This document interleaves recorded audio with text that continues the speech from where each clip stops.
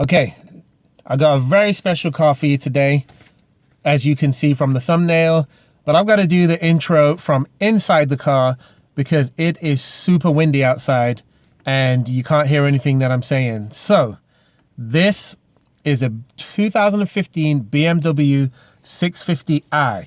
So it is a 4.4 liter V8 twin turbo pushing out 445 horsepower and 480 foot-pounds of torque through all four wheels. So it does have BMW's xDrive system, which is awesome. Definitely puts you back in the seat. 0 to 60 time is around 4.1 seconds. So it's quick, and its quarter mile time is around 12.6 seconds. So this is a cool car that I've got for you today. Can't wait to show it you. I apologize about the wind, bear with me, but let's get it.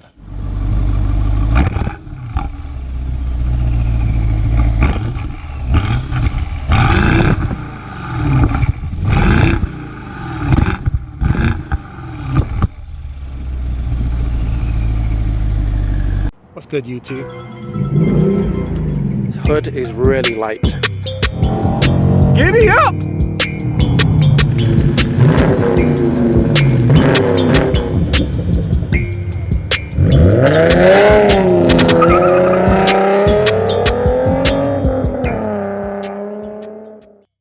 If you haven't already, be sure to subscribe to the channel and make sure that you hit the notification bell so that you can be alerted of any new uploads that I do, and hit the like because it helps the channel to grow.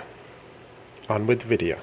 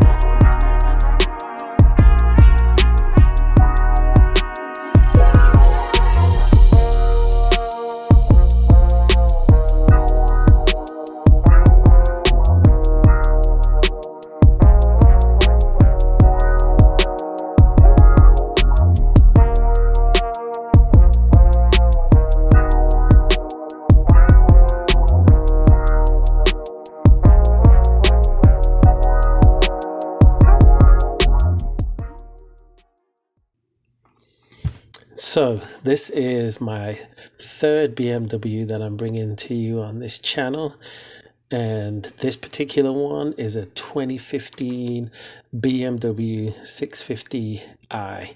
So this is by far the fastest BMW that I've driven, and it just looks awesome. The color, the wheels, the design of the car, I think that it looks perfect. And as you can see, it has BMW's xDrive system, which is their terminology for just saying it's all-wheel drive. So it gets the power to the ground like nobody's business. Trunk is a decent size. It's 16.2 cubic feet. So it's got some decent storage space, and just the car all around just looks very slick. This particular one is fully loaded, so it has all the bells and whistles. And if you go down and look at these tires and these wheels, it is a 20-inch rim, 245 on the width, and a 35mm sidewall. And it has these Continental Extreme Contact tires on the front and the back. And then when you move towards the rear, it has a staggered setup, so the tire is a little bit wider, and it's a 275, and it's a 30mm sidewall. So I like the exhaust tips too. They're like vacuum cleaner style exhaust tips, and they remind me a lot of the kind of exhaust that the Dodge Challengers have. So yeah, looks very nice, super clean lines, and love the lighting on these cars as well. Now let's go ahead and pop the hood and take a look at the Rockstar which is BMW's twin turbo 4.4 liter V8 engine. I said it earlier, I'm going to repeat it again. This car pushes out 445 horsepower, 480 foot-pounds of torque going through all four wheels. So it rockets 0 to 60 in about 4 to 4.1 seconds, and it does the quarter mile in around 12.4 to 12.6 seconds. So it is a pretty quick car. Bear in mind, since it's turbocharged, you can make this car extremely fast with just very few mods. Back, this is how the car looks if I was sitting behind myself. Yep, absolutely no leg room, but you do get heated seats in the back. You get these beautiful seats, and they are extremely comfortable, and you get this armrest, which is kind of hard, but you do get some storage space in there, and the drink holders to boot. But I tried sitting behind myself and it's pretty much impossible. And when I slid the seat forward and then tried to sit in the front, there was literally no room. So it has a Bang & Olufsen stereo system, which is amazeballs, and it has the 8-speed automatic transmission that BMWs get. The car has beautiful leather seats. Can't beat it. It really has a nice looking interior, and there's nothing that I can knock about it. And it might be the actual M package, but it's not an M6 itself. So let's get that straight. This car is all-wheel drive, and it's an absolute beast. So it does have BMW's typical iDrive, which I don't really enjoy using that myself, but I know some people do. I do love the gear shifter, 2 cup holders. Open up these sections here, and you've got USB auxiliary and a plug for a 12 volt, and then you also have another 12 volt in here, and I guess your key is supposed to go there. Who knows? It's a little bit tight. And then the glove compartment is tiny as well, and then you've got this beautiful panoramic sunroof that opens up, and the seats and the headrests and everything are beautiful. The seats are not bolstered that much, but it's got good comfortability, and the stereo system is amazing, but I'm not going to turn it on because I don't want a copyright strike. And the steering wheel is a piece of BMW heaven, as always. The car does have different modes, so as I go through them, you've got Eco for the best gas mileage, and as you can see, every mode that you change through, it changes what the dash looks like, and it puts the picture up here too. And then you've got Comfort Plus, regular Comfort, and then you've got Sport mode and Sport Plus, which as you can see turns off the traction control and gives you a bunch of information up here on the dash. I'm not going to babble too long about it because I got limited time with the car. By the way, these side mirrors are extremely cheapy, and they don't slide out, FYI. But the headliner and everything is Alcantara, so everything is soft touch and feels really high quality. But without further ado, let's get to the best part, which is the drive. And one other thing I want to mention, the car does have a really clear heads-up display, which I absolutely love. Let's go ahead and fire this car up, and I'm going to show you what it's like from a dig, because it is quick. Typical BMW key fob, nothing special, and it is push button start, so you hold down the brake and then go ahead and press the start button, fires right up. The steering wheel moves to the position that you already had it set in, and then you're ready for business. Also, I don't believe this car actually has remote start, which for the price point, because this car when new, it's only $26,000 now, but when new, this car was $87,000. So really close to $90,000, which is not cheap. So it should definitely have had remote start, but it does not.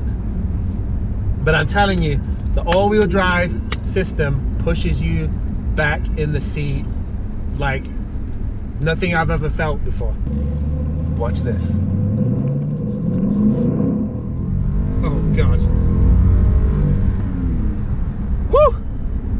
Engine makes a good noise. Makes an awesome noise actually, but it definitely pushes your head back in the seat. There's no doubt about it. I drove an Audi A5 with all-wheel drive, and I thought, oh, it feels pretty good off the line. This has almost 200 horsepower more than that. So just to show you that this is a lot different than what that car is. And it's not raining much, but I feel like even if it was, this car would be an absolute beast. It's an animal. It might have less horsepower than, say, the new Mustang, which has 460 horsepower and 420 foot-pounds of torque, but you can definitely tell that down low, because of the all-wheel drive system, this car just feels a lot faster. No doubt about it. And by the way, on these country roads that I've actually been driving on before I started recording, it handles like a dream. So it is a heavy car. It's between, I think, 4,400 pounds and 4,600 pounds. So I can put that on the screen too with the rest of the specs, but yeah, it's by no means a lightweight. So that is its downfall, which is why it's a good thing that it's got all-wheel drive. But it's smooth, it's extremely quiet in the cabin. I have no complaints about how this car rides or how it feels. Let me put my foot down just a little bit more. I will say this, when you put your foot down, even when you're in sport mode, because I've done it in, I'm not in sport mode right now, but I was before when I did it, there is a slight delay when you put your foot down and then for the car to actually pick up. There is turbo lag. Now you got to think, 480 foot-pounds of torque is quite a bit, and 444 horsepower, 445 horsepower is a decent number. But bear in mind, this is a turbocharged car. So you got to think, with a downpipe and a tune, a car like this can probably push a lot closer to 550 to 600 horsepower. And, you know, a much higher torque number two, with it being turbocharged. So don't forget that the modability is excellent. Yeah, so handling on these back roads is actually quite good. And the gas mileage for the type of car it is, especially for a 2015, is not bad at all. I mean, 16 city, 25 highway. I think that's pretty decent for a twin turbo V8 vehicle. The infotainment system and all of that stuff, I mean, it's really not, it looks good. I mean, the screen and everything looks good. I'm not sure, is it even touchscreen?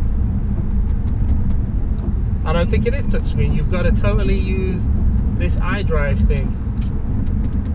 Oh well, that's a downfall, but it is a 2015, so, you know, it is going to have some things.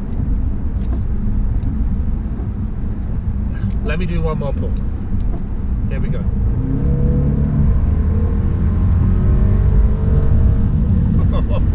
Oh, it picks up fast. So one thing that I will say, which I think maybe if you had an actual M6, is the exhaust sounds pretty good on the outside, but it's actually really quiet on the inside of the car. So if you're wanting it to sound really loud and performance oriented, it's really not. It's very quiet, it's very refined, and this particular car has 105,000 miles, and I'm telling you right now, it rides super smooth, and I'm not really hearing any weird rattles or creaks on the interior. It's held up really well. The steering wheel is a little bit worn, and it kind of has that little bit of a sticky feeling, but you can probably clean that off. But you can definitely tell that parts of the steering wheel are worn.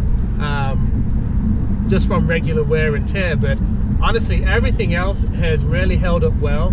And taking these corners on these back roads, it handles good.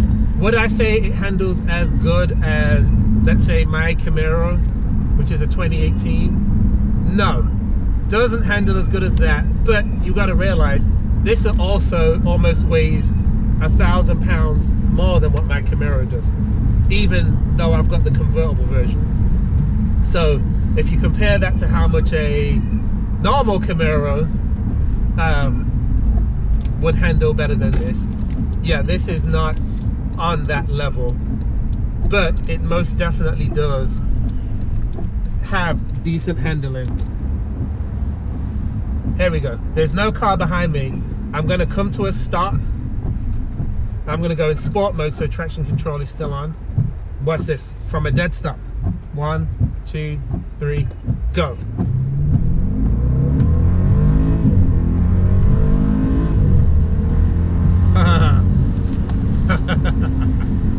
Oh yes. Oh yes. As I said, it feels awesome. The only thing to me that the car is lacking is, nope, not going to turn there. It's just lacking a little bit of sound. Just a little bit of sound. Now, let's get it. Woo! No wheel spin, even though it's wet. So, for the amount of performance that you get in, and all of the creature comforts and everything else with this car, $26,000 is quite reasonable. Not to mention, you can also talk the dealer down maybe a few $1,000s. Let's say that you talk them down and you could get it for $23,000. I mean, it's a pretty nice deal. I'm telling you, the car, the condition that it looks like it's in, on the inside and the outside, that seems like quite a reasonable deal. Anyway, as I said, I had limited time with this car, so I hope you enjoyed the review. I'm going to be bringing more cool cars to you instead of regular cars. Don't forget to comment, like, and subscribe to the channel because it helps it to grow. And please follow me on Instagram, which is in the description, and follow me on Facebook. And I will see you guys in the next video, and leave a comment to let me know what else you would like to see me test drive.